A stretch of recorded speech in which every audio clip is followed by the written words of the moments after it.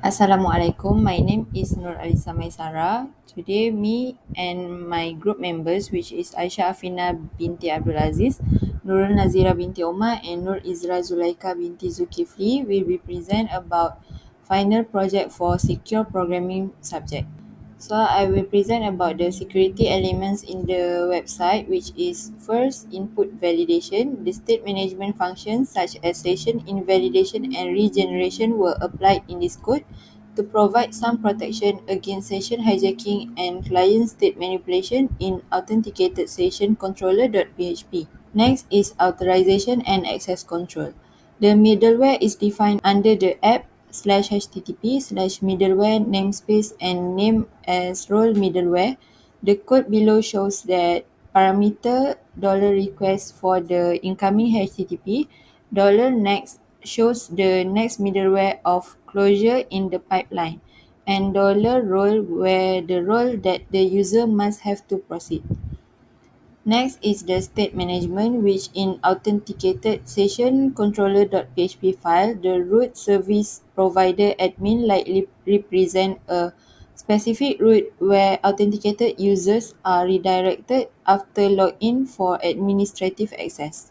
Next is the secure transmission, which the secure transmission is configured in session.php file by getting cookies to be secure and using the HTTPS protocol. The secure method is to ensure cookies are only sent over HTTPS. The HTTP underscore only is to prevent JavaScript from accessing the session cookie, reducing the risk of XSS attacks. Next is secure storage, which the new password controller in the provided code implements secure storage practices in the context of resetting a user's password. The new password is securely hashed using Laravel's hashMake method before saving it to the database. This ensures that passwords are not stored in plain text, enhancing security against potential data breaches.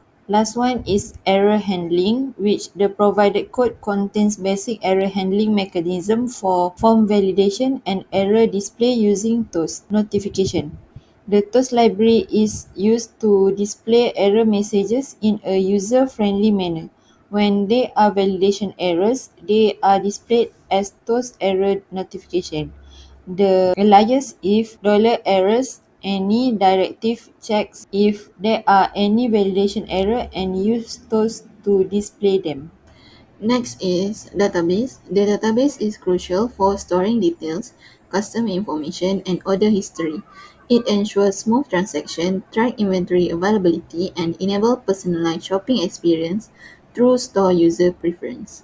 Next is web interface. The first feature is admin management interface. This shows the admin management interface where the admin authorized can manage the user and inventory and can monitor the status in the system. The login interface is where all users need to log in before they can access their resource and use the application according to their role and permission. Next is register interface. All users need to register with the system before logging into the application. User must input the credential required such as name, email, password, and confirm password before submitting the form. Next is cart interface. The item that is added to the cart is listed here. It shows the item chosen by the customer, the quantity, and the price with subtotal. The customer can choose to view the cart or proceed to checkout to process the item. Next is payment interface. The customer is redirected to the payment page after choosing the checkout button in the cart. The customer chooses the payment method they prefer. Next is order placed successfully. When the payment had been successful, the prompt message will display to inform customer that their order has been placed. The system will also update the current status to the admin. Lastly is order management. The administrator can manage the delivered order and monitor the order status for each customer. The order status, the payment status, and the date the order has been placed are shown, and the administrator can manage by deleting the order, updating the status, and others. Next is the UML diagram. A UML Unified Modeling Language diagram shows the structure of the system and how its parts are connected. It helps visualize the relationship between components like account, customers, product, orders, card, payment, inventory, and admin role, making it easier to understand how the system works. Next is the flowchart. The first flowchart is for register. The action flow diagram for registration process start with the user accessing the system. If the user does not have an account, they are directed to a form where they can enter their data, email, and password. This information is then validated by the system. If the data is valid, the user is granted access and the system will display. If not, they must correct the information and try again. If the user already has an account, they enter their credential directly. If the credentials are valid, they proceed to the system display. If the credentials are invalid, they need to re-enter their information. Next is login flowchart. The action flow diagram for the login process begin with the registered user accessing the system. The user then enter their credential, which the system validate. If the credentials are valid, the user is granted access and the system display is shown. If the credentials are invalid, the user must re-enter their information until it is correct. Next is order item flowchart. The flowchart starts with the user logging into the system. Once logged in, the user can add item to their chart. After adding the desired item, the user proceeds to checkout, where they review their card and enter necessary detail. The next step is to proceed with the payment. If the payment is successful, the order is listed in the order list. If the payment fails, the user is redirected back to the checkout to try again. Once the order is listed, the admin review the order. This process concludes with the admin review of the order. Next is testing.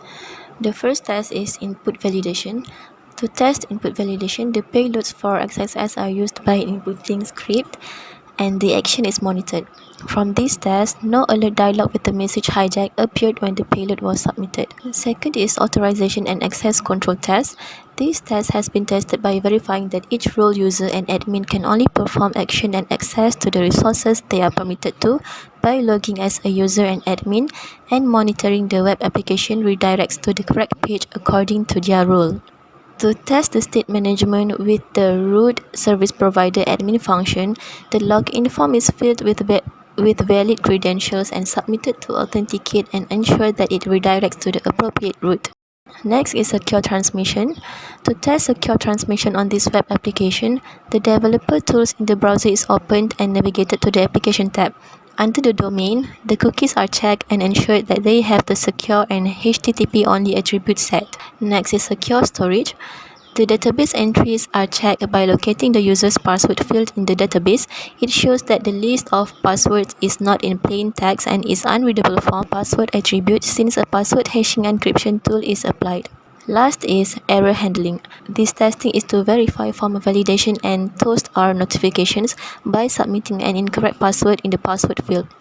The error message "These credentials do not match our records" is displayed clearly and correctly corresponds to the validation rules. Upon completing this assignment, our group successfully chose and enhanced a developed system to incorporate essential security elements. These elements are included with input validation to protect against various injection attacks, authorization and access control, state management to prevent session hijacking and client state manipulation, secure transmission, secure storage, and proper error handling.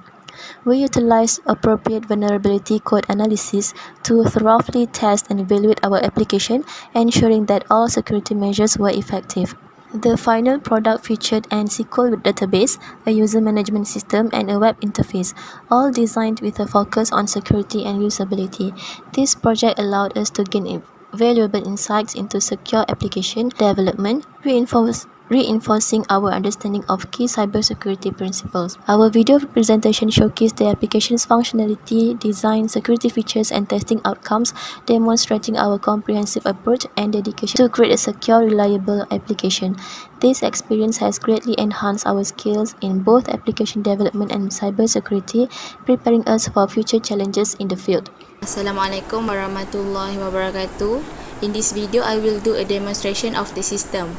Firstly, I will walk you through the process of registering a new account and log in into the system for user or customer. To get started, let's register a new account. First, user need to fill in the registration form with your details.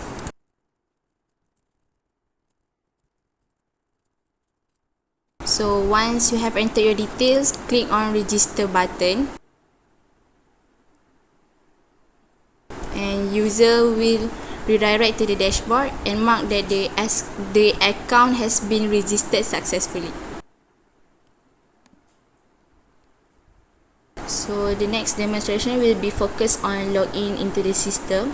To access the system, enter your registered email and password. Click login and user will redirect to the dashboard. For order module, user can directly view available product in the home page where user need to scroll down a bit until they see a section of available product. Firstly, user need to click cart icon at the product that they want to purchase. Click add to cart button and a green prompt message will be pop up marked that the item has been added into the cart successfully. Next, click on the cart item on top of the page and click view cart. Then, user will redirect to view cart page where user can add or list the quantity of item by click on the plus or minus icon in the table, and user need to click checkout button to proceed the process. So this is the checkout interface where user need to choose one of the addresses that has been added and click on the proceed to payment button. Next, user will redirect to payment gateway where they need to choose the payment gateway that they want. For example, PayPal. Next, this page will be displayed after you are done with the payment process, which mark that your order has been placed and the admin of the system will manage them. Next, let's move to the admin module. Firstly, to manage the order, admin need to log in into the system. First thing first, enter the registered email and password that has been created by super admin. Click on login button and admin will redirect to admin dashboard. The admin dashboard will be categorized into 3 sections such as cart metric, chart as visualization representation, and also today's order in a table form. The order that has been placed by user on the demonstration previously has been listed in today's new order. So from this table, it will display the details of the order such as ID, invoice ID, username, product quantity, grand total, order status, payment status, date, and also action column. So for admin to manage the order, admin just need to click on the manage icon in the action column, and admin can change the order status to pending, in process, delivered, or declined. For example, I click delivered and save changes, and the order status will be changed into delivered. So I think that's all for the demonstration. Thank you.